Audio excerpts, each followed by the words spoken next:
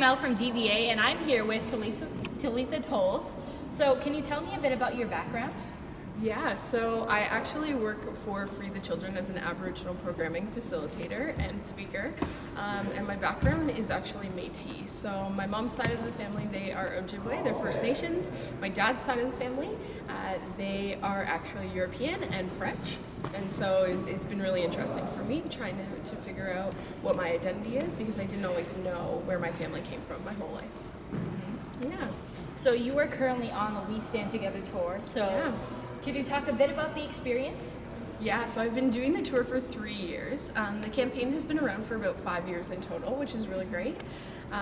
And so for 3 years, I've just been traveling around Canada. I go for a few months at a time, and I'll go province to province, and I do about either 2 or 3 speeches every single day. It's an hour-long keynote, and yeah, it's been a ton of fun. I've met some really incredible people. I've gone to some really incredible places. So this is actually my first time being in New Brunswick, which is really, really exciting. Yeah. Welcome to the Maritimes. Yeah. Anyway, so you have been to We Day. So what was your experience like at We Day, and can you tell us about the celebrities you met?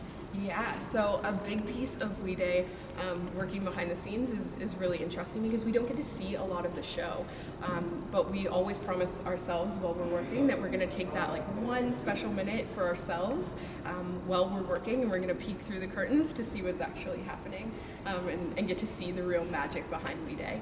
I've got to meet some really, really incredible people, and the funny story I was actually just telling you was I really like Hedley and Jacob Hogarth, the lead singer from Hedley.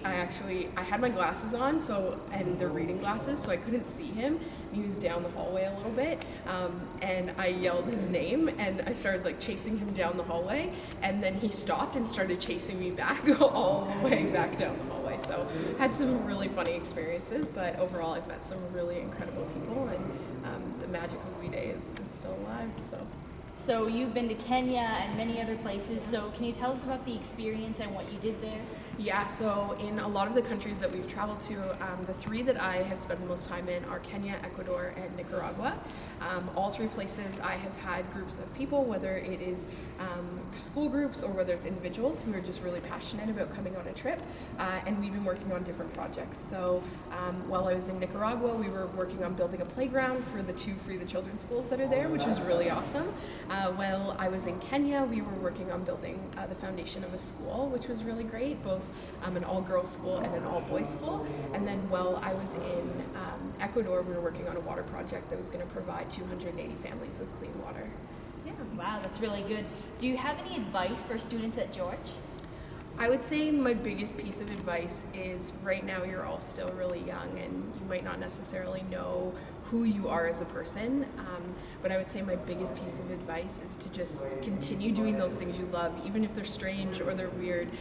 Continue being very, very true to yourself, and doing the things that make you happy. Find what you're passionate about and pursue it. It's my biggest piece of advice.